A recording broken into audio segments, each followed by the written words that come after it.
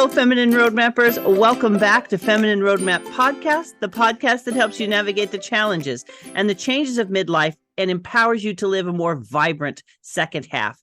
If you find us on YouTube today, please don't forget to subscribe and ring that bell so you don't miss any more conversations.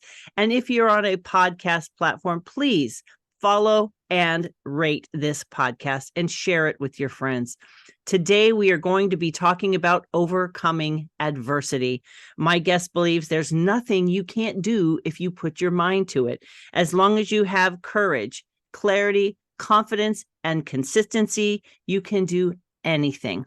My guest today is Alison Jacobson. She is a coach, a speaker, and the author of Daily Inspirations for Midlife Women, a guide to peace, joy, confidence, and abundance. Alison, thank you so much for being on the show today. Thank you so much for having me. It is my pleasure. Why don't you tell us a little bit about your mission and your message? What brought you to where you are today and doing what it is that you do? Well, my journey started out with a lot of tragedy. My first son died of sudden infant death syndrome in 1997. My second son has intellectual disabilities. I went through a horrific divorce and ended up declaring bankruptcy. So I was flat broke. Got out of that, rebuilt my business, and then met and married an amazing man. Met him on Match. It does happen. But unfortunately, 4 weeks after we were married, he was diagnosed with primary progressive MS. And so I went from being a new bride to a new caregiver for 3 generations in my life now, my son, my husband, and my mom who lives with us. So I am primary breadwinner, primary caregiver. But one of the things you realize when you've gone through all of this, especially having your child die, you've been through hell and back. And if you can survive that, you can truly survive anything. It's such a devastating story, and it's incredible that you sit here today with a message from that mess that your life produced and presented to you. Now, what was it that allowed you to figure out or empowered you to really figure out how to turn it around? I'm sure at the time, especially with your son, there was that season of grief. I've had some great conversations around grief, but how did you personally take that devastating experience and change, like not fall into a pit? Well, it's so often where people would say to me and still say to me, I could never survive what you survived. But the reality is none of us think we can until we're in it. And so many of us have faced devastating tragedies. And one of the things I learned very quickly is that I had to take one small step at a time. If I looked too far into the future, it was so overwhelming. I couldn't survive it. And so literally I would congratulate myself for just getting out of bed in the morning, those small steps, and give myself the grace when I had a horrible day to say, okay, you have every right to that. But then to say, now it's time to move on. So we can have that pity party, but at some point you need to leave the party and you need to keep going. And so that was one of the things. But I think the most important thing that I learned going through the death of my son was empathy, because I would look around and realize that everybody has a story. They may not have it written on their face, but everybody has a story, and to show grace to all of those people. The other thing I learned, though, is to also be selfish with my time, because it made me realize how short and precious it is, and to not waste it on toxic relationships or toxic situations, and to really keep and hold close those people that meant the most to me. You mentioned grace more than once, and I think that's a powerful practice, isn't it? It's critical. It's critical because so much of what we deal with when we are struggling is the anger, the choice not to accept things as they are. And look, there are some things that we can't change, but we can always change how we perceive them. And it is up to us. So we need to give ourselves grace, but then we need to give those other people grace and let them go. Mm. It's so interesting the older that I get, maybe you find this too, that in these seasons of life, there's people that come into our life and they have a purpose. Sometimes it's for us to learn something really hard, right? Sometimes we enjoy them, but they don't. It's rare to have someone stay through every season of your life, you know? It really is. And I'll tell you, though, there are certain people. When my son died, when I got a divorce, and many of my coaching clients find this when they're going through a divorce, the people they thought would stand by them are Mm. gone. And the people they least expected to come into their world are there for them. And I think that the people that leave your life, not only do they leave because it's the season, but there are certain things they are struggling with and they can't accept. If they see you get a divorce and they leave, it might be because they're having challenges in their own marriage and they're afraid Mhm. to look. They're afraid to take that bold step you've taken by leaving that marriage. And Mhm. so it goes back to, let them go, understand they're dealing with their own stuff. And that doesn't have to prevent you from moving on and not holding that anger and that resentment, because that's what keeps you back. Mhm. Mhm. And another layer of that is sometimes it doesn't have anything to do with us, and we can feel like, what did I do wrong? Right? We feel responsible, if you will, for the health and the longevity of every relationship that we have. And I think sometimes, like you said, it's just them, the mirror that you hold up, whether you mean to or not, reflects something that they're just not ready to face. And Yeah. and change, you probably find this as a coach, when you help people change, it definitely changes their social circle.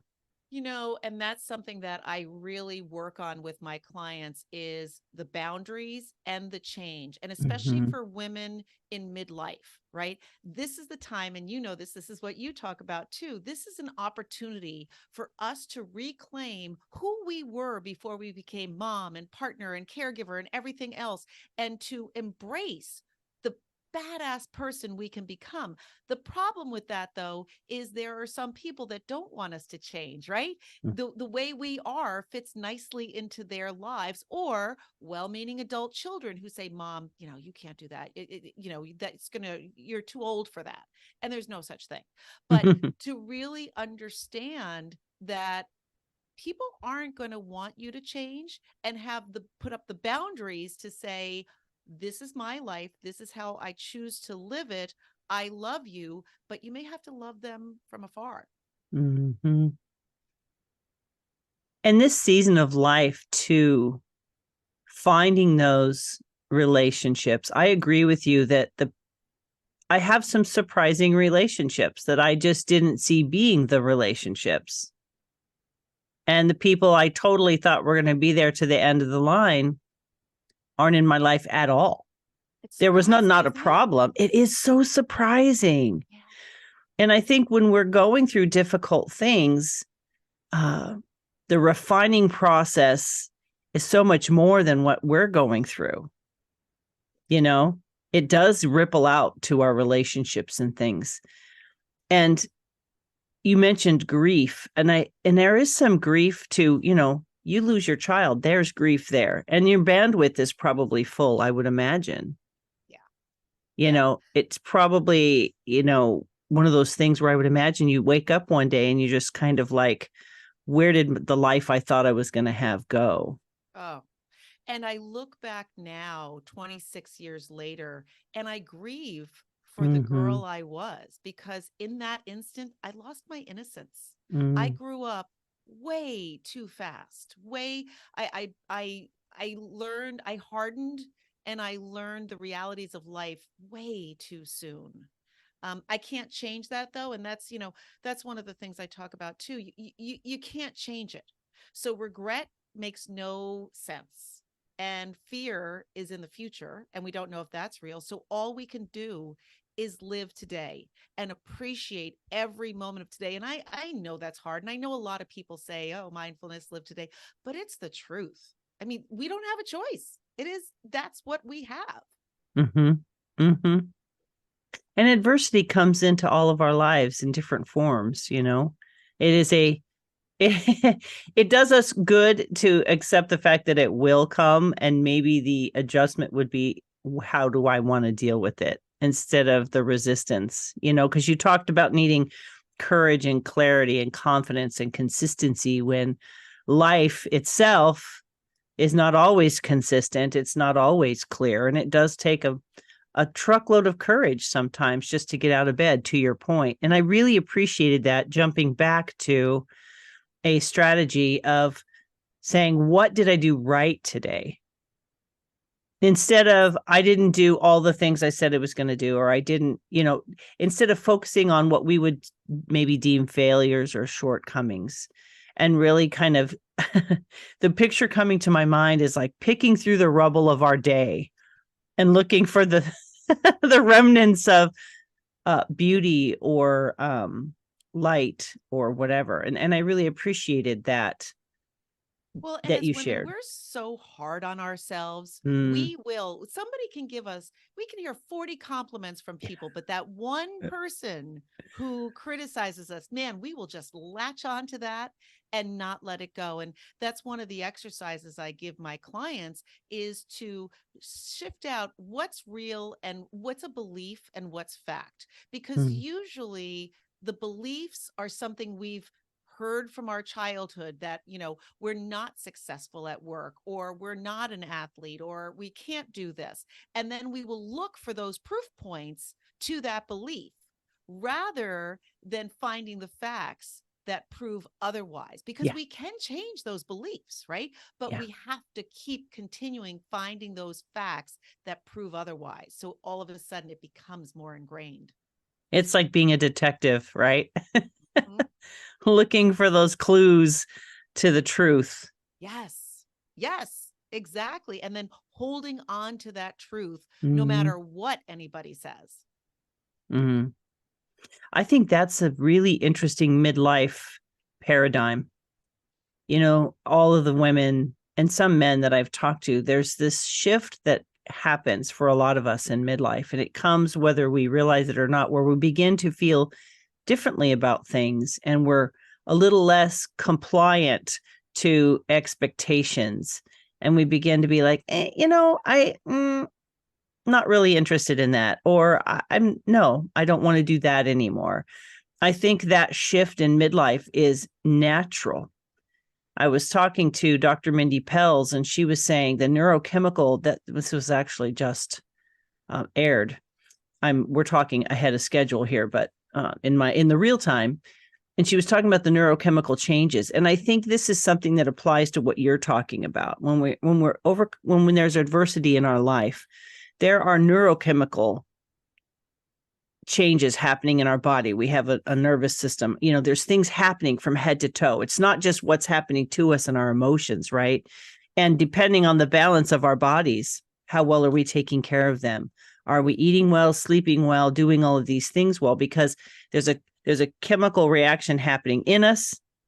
And, you know, we have to think about, to your point, where do I fit into my own formula of my life in midlife? It's like this midlife thing about, where are my boundaries now? Because we naturally tend to want to say, I'm done. And that's a neurochemical thing she was explaining. Our nurturing chemicals have shifted because we're in a different season. Right. And it's fascinating because when you talk about adversity, you have in midlife, your body, like mine, could still be working these things out. And then you have adversity that impacts those neurochemicals and other kinds of things going on in our body, our guts and things. And so you have this very complex concoction of humanity, you know, physiology, science. And it's like, you're talking about having grace and you're talking about having empathy. And I think the more we understand who we are and what we're actually going through, we take that grace and empathy and turn it inward. Mm-hmm. Then we can turn that grace and empathy outward and understand maybe someone else is going through all the nonsense just in our own minds and bodies. Don't even include the stuff that's happening outside of our physical selves, you know? Right. And I think So first of all, for me, midlife is freedom. Mm-hmm. I mean, literal freedom from all of the, mothering and everything else we do, but the freedom to finally express who we are and not care what anybody else thinks. I look at my daughters in their 20s and the drama and the concern about what everybody thinks. And I'm like, I don't care anymore. I am just happy being me in my body. And it definitely takes introspection Mm. and turning inward and journaling and really getting down to the why did that situation trigger me? Mm-hmm. Why did that? And how can I change that? I can't change it outside. I have to change my reaction to it. And is it really important? At the end of the day, is that situation really going to matter? Because usually it doesn't. And I think that's where the freedom comes to be less self-important, less worried about, the things that seemed so important before and really aren't. Mm. Mm. And maybe they were, but they don't have to continue to be. Right. Right. Right. We don't have to business as usual to the grave. Exactly. Exactly. And I think, business as usual, literally too, from a working perspective. I mean, so many of us experienced this after COVID. I live in Connecticut and so many people commute to New York City from here. And after COVID, they said, not doing it. I'm not commuting an hour and a half each way every day and not having a life. And I think we get to that point too in our midlife. I never say retire, because if you retire, you die. Retire means you're sitting there and not learning and not growing. I don't care if it's a volunteer, I don't care what it is, but you need to keep doing things. But how we do them has changed so dramatically to allow for that time for ourselves as well. And that job, that volunteer, better be something that is nurturing you and fulfilling you. Yeah. Yeah. That is the thing about midlife, isn't it? It's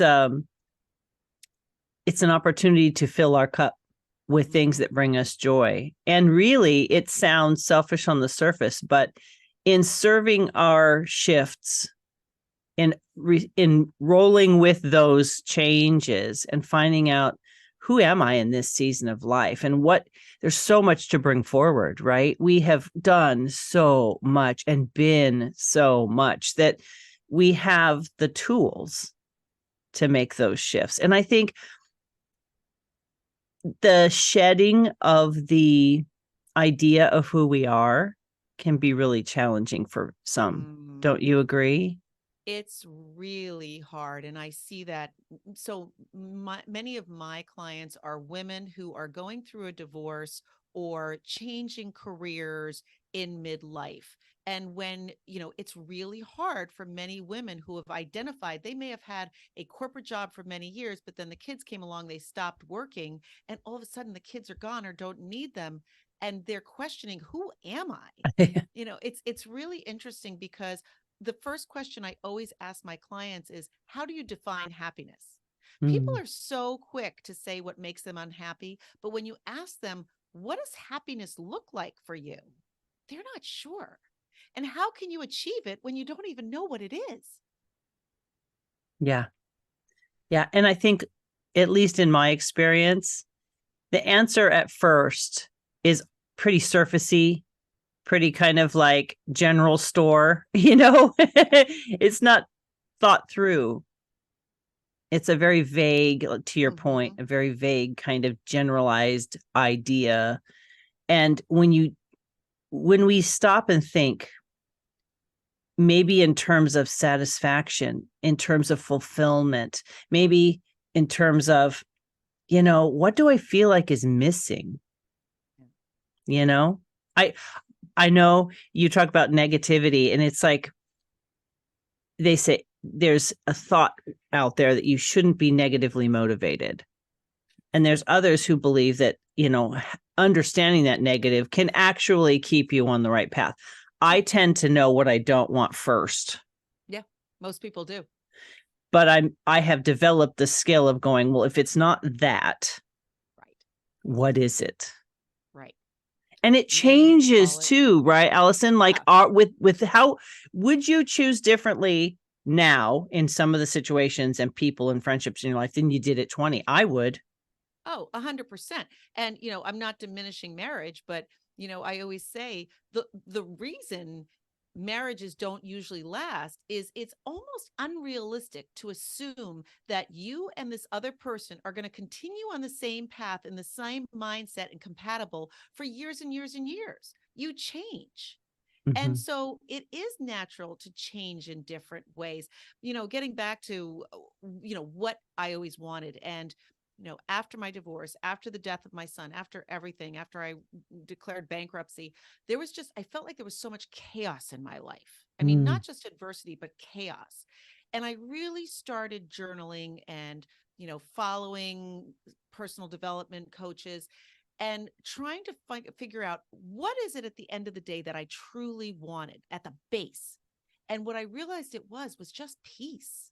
I didn't want to Mm. worry about bills. I didn't want to worry about the chaos of, dealing with the schools with my son and everything else. I just wanted peace. And then once I got that, the next thing that came was the passion. And for me, the passion was helping women never experience what I did and step into their power. But Mm. it had to start with peace. Mm. Mm. Peace is one of those things that can happen in the midst of the chaos too, and I think that is one of those revelations. It's an inside game, right? Mm, yeah. And we spend so much time thinking about the comfort of other people, right? That we do miss the opportunity to figure out what it is that we might need and how that actually positively impacts all the people and the situations that we exist in. There's Exactly. a congruency, a consistency that we're growing into in midlife, hopefully. Right. Right. And having the courage to insist on that peace Mm. for yourself. Because again, as women, we're taught to put everybody before ourselves, our kids, everybody. And like you said, our peace is key to everybody else. Like they say, Mhm. a happy mom is everything. Right? Happy wife, happy life. Happy life. Mhm. How do you help people get clarity? Because I think some people might get courage to move forward, but not really know how. Well, the clarity is more around that goal, right? Mhm. Mhm. So the clarity is your great and powerful why. When somebody comes to me and says, I want to make $100,000. Well, why? What is that buying you? What is that great and powerful why that you need more than anything else? Because when you're changing, like we said, you may have family members that don't support you. If you're starting your business, you are going to deal with a lot of stuff. And if you don't have that great and powerful why, the moment some hiccup comes in or some setback, you're going to be done. And it's even like that with losing weight, right? If someone says they want to lose weight, well, why? It's not just I want to lose 10 pounds, but what does that do? Does it Mhm. make you feel stronger? Does it make you feel more powerful? Why is it that you need that? Um, Last year, as I said, I ran the New York City Marathon. I'd never run in my life. I'm not a runner. And I went from running 1 mile to 26 miles in 1 year at 57 years old. My great and powerful why for that was I'd never had a fitness goal, but more importantly, it was the 25th anniversary of my son dying. Mm. And it was the third anniversary of my best friend dying from cancer. Mm. And so when I started training for the marathon, it was cold. So I was training inside on a treadmill and I had a picture. And it was my son, Connor, my friend, Barb, and two women crossing the finish line at the marathon. And that was my powerful why. And that was my clarity. That's what got me out of bed when it was raining, when it was cold. That was what kept me going when I was running 4 miles, but knew I needed to run one more. And so that clarity, everybody should have a mission statement. Just like a company, you should have your mission statement, and everything you do should be measured against those goals and those values. And that's how you get clarity around your Mhm. actions. Is this in line with my great and powerful why? Mm. That's such a that's such an important thing to know about yourself. What do I value? Yeah, and maybe it's never crossed their mind. Maybe it's something we hadn't considered because we tend to live in community, right? We tend to be thinking about our family. Although I think family values definitely help us be successful in our marriages and our families, but this season when we're needed in different ways, it's not as measurable. Do you feel that? Oh, completely. It's not as measurable, but it's so important. It's so important to know why you're doing what you're doing. In addition to, how are you going to know if you ever reach your goal if you don't even know what that is? You're always Mm-hmm. going to be searching and not feel fulfilled if you don't know what that is that you truly want. And look, it's scary to look at that sometimes. Your great and powerful why might be, I'm no longer happy in my marriage. That's Mm-hmm. scary. But are you willing to stay where you are because change is scary? Or do you want that true happiness, joy, peace, fulfillment that your soul is craving? Mm. And there's so many ways for us to be open. In other words, I think there are sometimes more hidden opportunities. When we feel dissatisfied, we tend to look at the big rocks, but sometimes it's the little rocks that are just missing or out of place, Absolutely. you know? Absolutely. I tell people, don't fight the tide, ride the wave. Because like you said, so often it's those big rocks and we're fighting, fighting, fighting. It's like, no, it's just those small little things. Make it easy on yourself. Make it easy. Yeah, quit complicating your own life. Right. Exactly. I think I think calm moments are really important to clarity as well. Mm. You know, Oh, yeah. Yeah. see my be still. This is a Bible Mm. verse, be still and know that I am God from Psalm 46. But the idea of getting still, we've been so busy. Mm-hmm. And I think clarity, it's hard to be clear in like to your point, in chaos. If we are mentally chaotic, if we're emotionally chaotic, and maybe it's a good time to get some help. Well, 3 years ago, as I said, when my friend died, Mm, she knew she was dying, and it was a year. And she wanted me there till the end, and I was by her. But I knew after she died, I was not only going to need to grieve, but recenter myself. And so I rented a house by myself on I love the water. I love the ocean. And it was off season. It was December. And I rented this beautiful house on the water in Rhode Island. And I went by myself for 2 days without a phone, without a computer. And I just sat in silence and journaled and read for 2 days with no interruptions. And it was so needed to heal, but also gain that clarity that we're talking about. mm. Giving ourselves the gift of space and time like that is really powerful. Mm-hmm. I feel like people are afraid to be alone with themselves. Oh, completely. I had somebody on my podcast who talked about the traditions of eating and how now so many people are, talking while they're eating or the phone while they're eating, and they don't know just how to be. It feels weird. I'm one of the people, I have no problem going out to dinner by myself. I actually enjoy it. But yeah, that family time is just so scattered now. Mm-hmm. And we're afraid of what we might find inside when we stop the busyness. Mm. I think it's important for us to find the courage to allow that to come to the surface in order for us to navigate this season of our lives well. There's some house cleaning that needs to be done. Wouldn't you agree?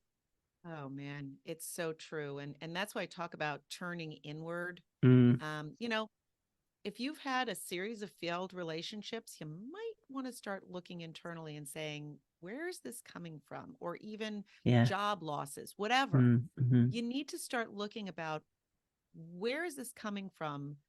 How has this come up from the past, and what can I do to change it, and really start looking inward for that.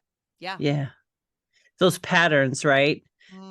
Those kind of recognizables, like the super familiar thing. You're like, oh, this again. Hmm. Why this again? Exactly. Right? Exactly. Yeah, it's really important to take that time Mhm. and to look at that. And you're right, especially in midlife. Now is the time. Like, we're so busy through those times when our kids are little that Mhm. we don't have the time. And that's why I think it's such a reckoning and a just seismic change once your kids are gone, because your identity is changing, but also you have all the time in the world now to say, who am I, and who do Yeah. I want to be, and who was I, and did I like that? Yeah. Did I like that? Now, there's a simple question that it's a kind of a guilt laden question, don't you think? Like we feel like we have to or should, fill in the blank. Mm-hmm. And it's like, well, how about opening instead of either or, how about both and? Because sometimes we still are required to Mm-hmm. fulfill certain roles. Mm-hmm. Mm-hmm. To your Well, point, you and I are both doing the parent thing. yeah. And that is something that I have friends who aren't taking care of their parents. Their parents are totally fine, and they're older than my mom. Right. So, I Right. mean, you just don't know when those things will land in your life. And that adds that element of who am I? Where do I want to go?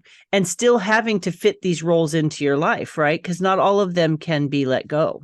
Right. Well, and that became very clear to me when my husband was diagnosed with primary progressive MS, because it was a second marriage, and I had these visions of us hiking together and having these adventure vacations together, and that wasn't going to happen. And I had to really think about, well, how is my life going to change, and am I okay with that? And quite frankly, I Mm, wasn't okay with that. And mm, so I've learned now that he and I have our time together, but I go on those adventure vacations with my girlfriend or my daughters. I have different relationships, and he's okay with that. We have our time together, but it's crucial for my own emotional, mental, physical well being to have those other parts of me fulfilled as well.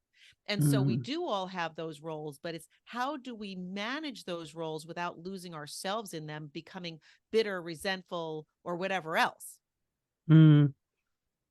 I like that, the way that you worded that, that we do need to manage all of the pieces and to not feel guilty Right. for taking that time to recognize that 2 days by myself is what my soul needs to rest and restore and recover. And sometimes it just needs that from the general clutter of life. It Oh, doesn't even have to be a dramatic reason. exactly. Exactly. I kind of laugh at all of these self-care where it's take a bubble bath or get a manicure. No, no, no, no. Those 20 minutes, first of all, don't do it. And second of all, it shouldn't be this once in a while. Mm, Just like your kids deserve your time, your parents deserve your time, your husbands, you deserve your time. Not just once in a while, not just 20 minutes, but a serious block of time every day. Every day. I mean, I'm a very ritual person. I wake up at 5 in the morning. I read for an hour. I meditate. I journal. I have that time. I then go for a walk. That is my time. And I protect that because I mhm. know I need it. Yeah. And it's actually in service of everyone in our lives when we are in our best mental and emotional state. Exactly. And it's a great role model for my daughters. Mm, I want them to understand being a woman doesn't mean giving up your identity or giving up everything for everybody else.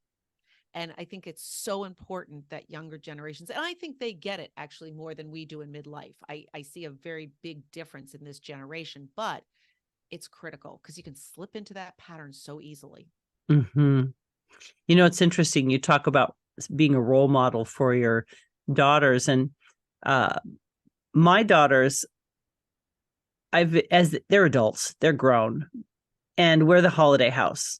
So what's that, 8 a year? Because you include like Memorial Day, Labor Day, 4th of July, whatever. And I've in the last probably 2 or 3 years, I've been like, okay, because their friends have also come, we're just the holiday house. Mm-hmm. And I tell them, you know what, if there's something you want to do, I know it feels like you have to be here. If I could have Thanksgiving and Christmas, that'd be great.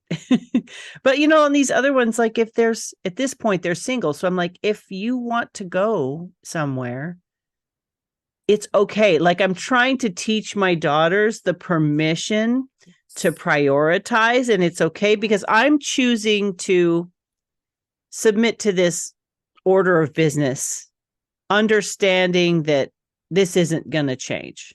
Right. So while I might not always be excited about that reality, because, they're not that close together. And I work through it. Like, I do enjoy when everybody's here. It's just sometimes I feel like I might not be in the mood, Right. But I told my girls, hey, what do you want?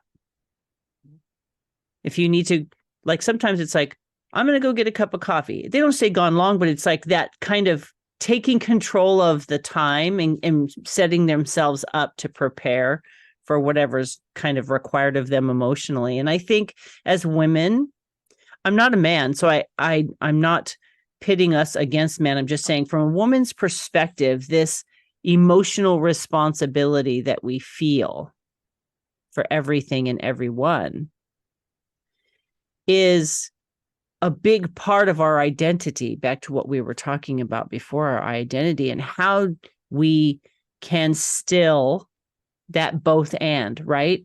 Having that responsibility, that nurture, that role, whatever you want to call it. But like you said this probably 20 minutes ago, and I want to come back to it, but putting yourself in the queue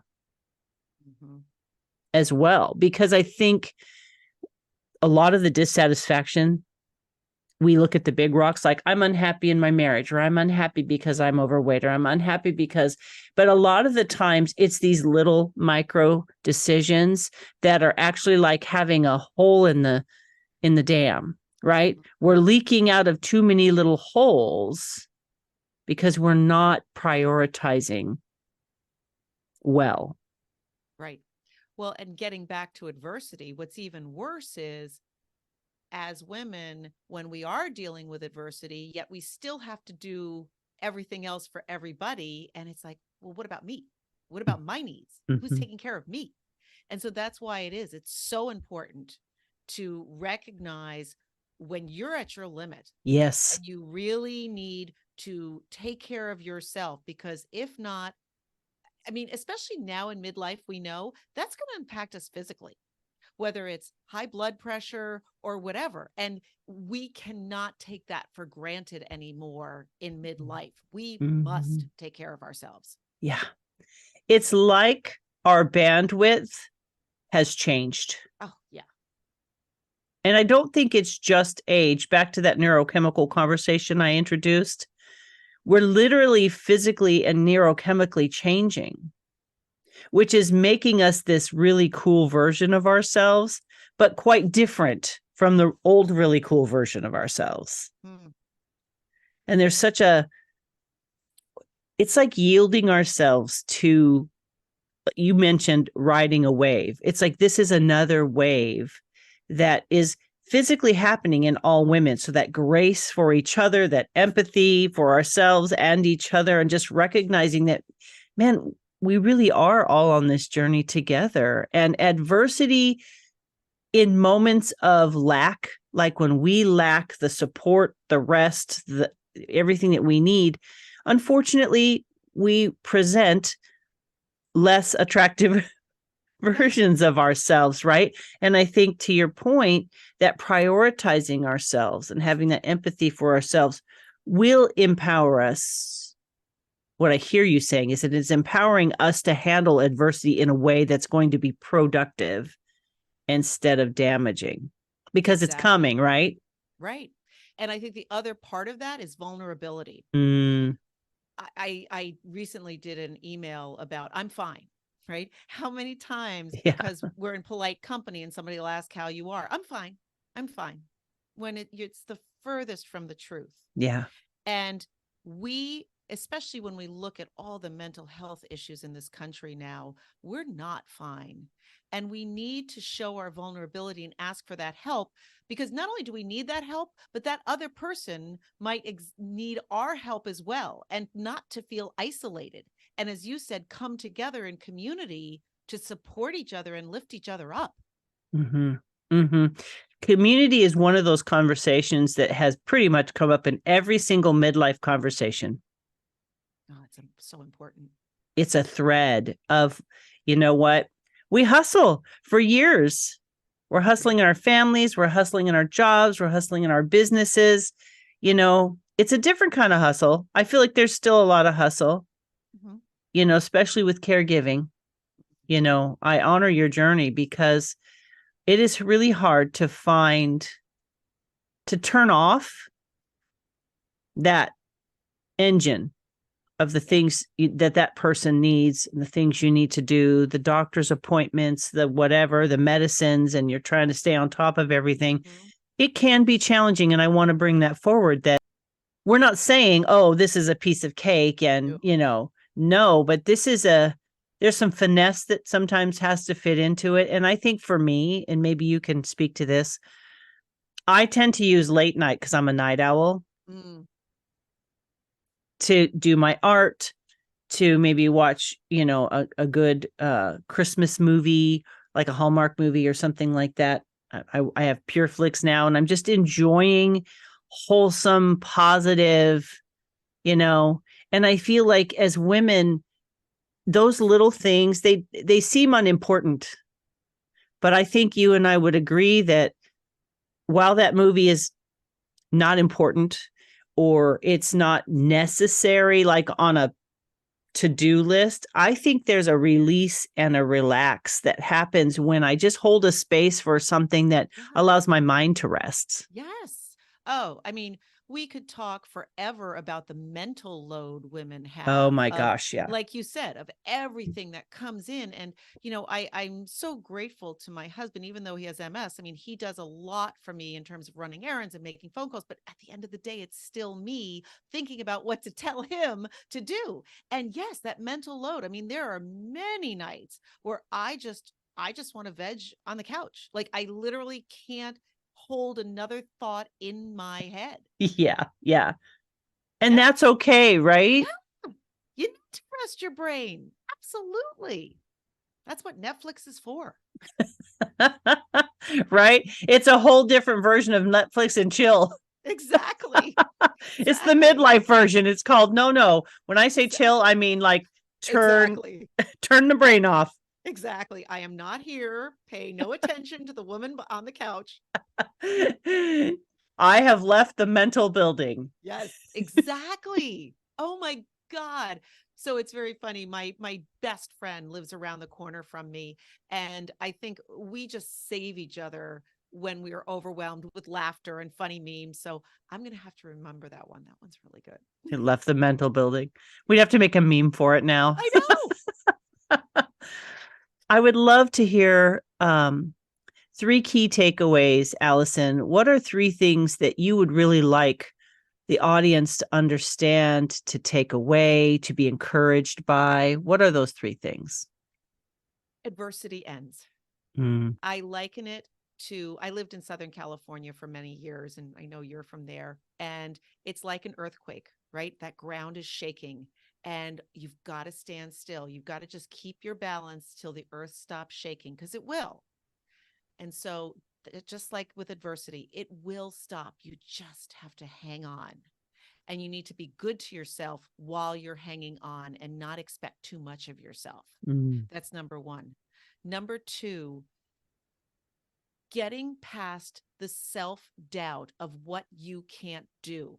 You are capable of doing and being anything you want. It may not look exactly as you're saying. I know I'm not going to be in the WNBA, but I can go to basketball games. I can play pickup basketball. So find that way of doing what you want to do, because anything is possible. Absolutely anything. And then last but not least, find your powerful why and go for it. Find what is going to wake you up in the morning with just passion to do it, because that's what life is about. It's change is scary, but so is fatal. So is fatal. It's numbing too. Yeah. Alison, how can people find you? So you can go to alison-jacobson.com, and on there I have a bunch of freebies. One is 5 steps to release fear and live boldly, which I think everybody will enjoy, how to get past those fearful moments. I am on Instagram at _Alison Jacobson, and I have a Facebook group, Midlife Mavericks, Fabulous Fierce Females. You can always come over and join there. Awesome. Alison, I want to thank you so much for being on the show today. What an enlightening conversation. Some really great nuggets of wisdom that you shared. And I loved your vulnerability, to your point, that you were willing to show your struggle and share the truth of your walk, because I think in sharing that with people, that's where the magic happens. When women like you are willing to show up and share truth, and the hard things, and acknowledging it, honoring it, and leaning into it. And like you said, I love that image of keeping your balance until the earth stops shaking. I really appreciated that analogy. So thank you so much, Alison, for being on my show today. And thank you for having me. This was fabulous. I feel like there were all of these things that we could have literally bounced off and had a whole nother conversation, right? I know. And I felt like I should have had a cup of coffee, because I don't even know what time it's here, but yeah, this is just girl talk. This is great. And I do appreciate that, openness that you share, because I think when we have these real conversations like you and I have had, those are the ones that have the impact, because we do feel like we're sitting and having a cup of coffee. Our listeners and our audience has that opportunity to join us in this virtual community. And I'm just grateful that you are now part of my virtual community, the resources that I offer. And I really want people to reach out and check out your website and see those things that you offer to them. So thank you. Thanks so much. And I am so glad to be part of your world now. It is a world that shines the light, and I'm glad that you had your light shining today. And if you are interested in learning more about Alison and her light and what she brings to the world and her resources, if you are on YouTube, just look down below. The links are there for you. But if you are driving, or if you want to go to www.feminineroadmap.com/episode 355, I will have the show notes, and the links will be there as well. So friends, today we've had a conversation around the idea of being able to make it through adversity and to get somewhere in your life that you want to get, and to hold your balance while the earth is shaking beneath you. And if you find yourself in a season of struggle, in a season of difficulty, please reach out to community while you take the time for yourself to rest, reset, and restore. Also find the community that can circle around you, kind of be that comfort zone, that blanket, that buffer, to give you a place to be open and honest about what it is that you're going through. 1 or 2 key people and some alone time, and figuring out who you are in this season. And grace. Alison mentioned grace more than once. Have some grace with yourself and with others, and remember that you are not alone. She mentioned that early in the show. You are not alone. You are in a sea of people who are also struggling. find that empathy, find that community, find that space of getting what you need, and the courage and the clarity and the confidence to move forward in your life. The next best step. It doesn't have to be all the things at once, just your very next best step. So thank you so much for being with us today. I look forward to sharing more interesting people, strategies, and conversations with you in the weeks to come. Take care, my friends. Bye-bye.